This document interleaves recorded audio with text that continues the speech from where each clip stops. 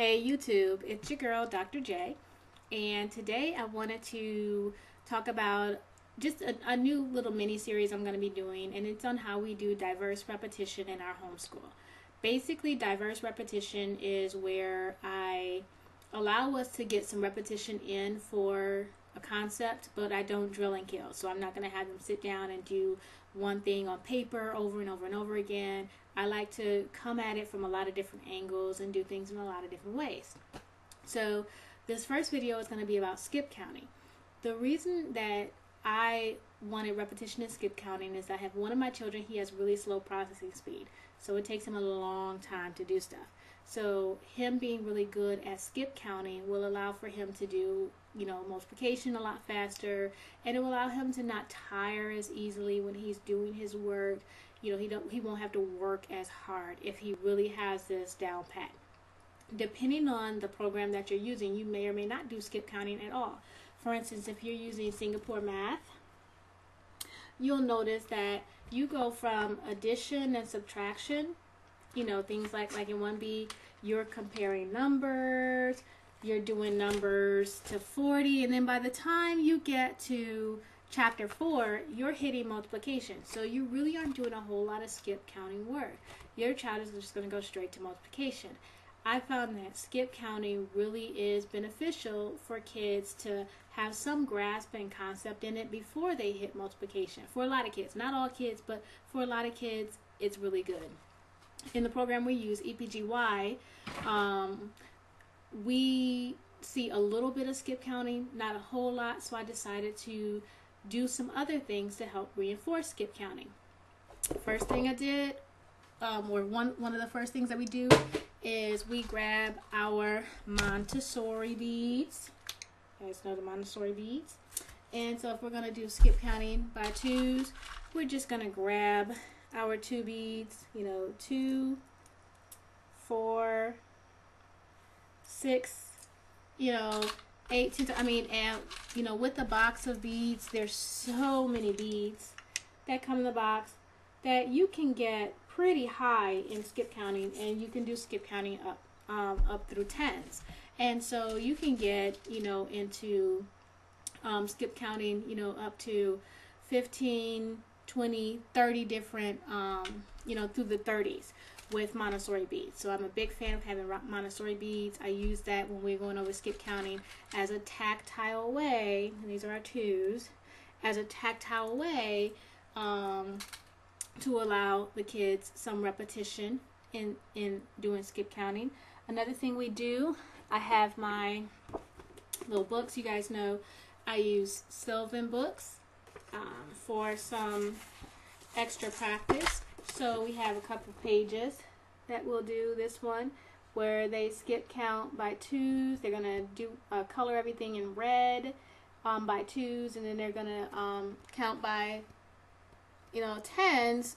Starting at 5, they're going to go down and do that in blue, but with reds, they're going to skip count by 2s all the way through. They're going to fill that whole sheet in red. And then another little more advanced skip counting exercise is going to be a little bit further in the book, but I would grab out those 2 pages, and that would be how we would have some kind of more workbook-based repetition. Another thing, skip counting CDs. This is a CD that we use, Musical Mathematics, and I really like this CD because it has more of a jazzy feel. For instance, when they're doing skip counting, they're like 2, 4, 6, 8, 10, 12. So it's kind of a more jazzy feel for a lot of the songs. It's a lot of different genres in here. A little bit of country, I'm a country girl. A little bit of country, a little bit of jazz, a little bit of R&B. So it's not so much of that kind of drawn out thing that you kind of get with like Rock and Learn. I'm a big fan of Rock and Learn. We do have some Rock and Learn DVDs and stuff, but I just wanted to mix things up a little bit. So I really have been happy with this Musical Mathematics CD. Another way is my old faithful standby great friend who I use all the time, Schoolhouse Schoolhouse Rock. I so love Schoolhouse Rock.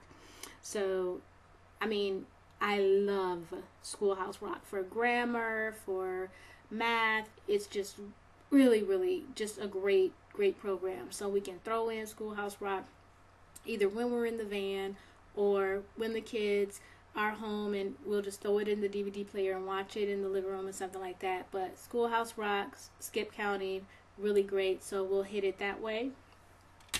Another thing that I'll do is, once I know that they can skip count pretty well, what I'll do is start moving along Bloom's taxonomy, right?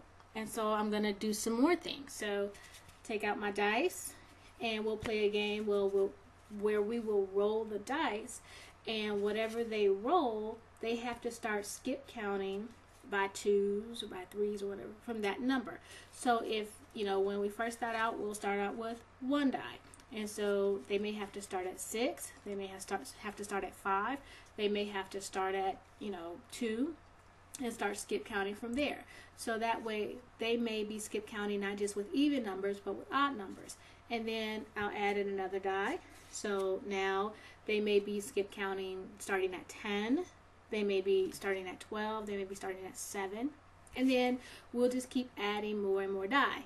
Then we're going to be getting some addition in, as well as the skip counting, because first they'll have to add up the die to see what number they're starting with, and then start to skip count from there.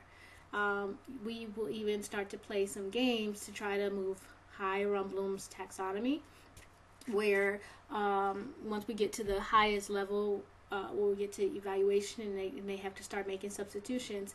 I'll say, okay, you want to skip count by 2s, but don't say any number that ends in 6.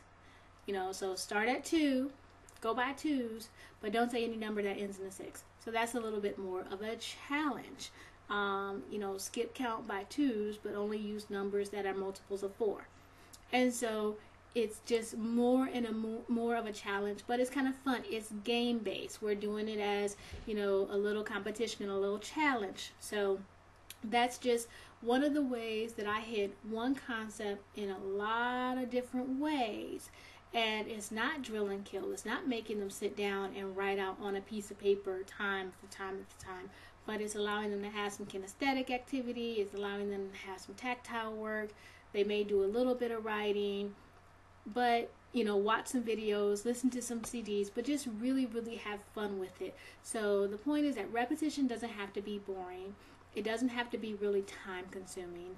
And it doesn't have to be, them filling out, 5, 10, 15 sheets of paper so that you know that they got it. There's a lot of ways that you can hit it. So that's just what we do for skip counting. I'm going to do some more videos where I talk about how we hit this concept in other ways as well. So YouTube, this is Dr. J, and I'm out. Hopefully this was helpful to you. Bye-bye.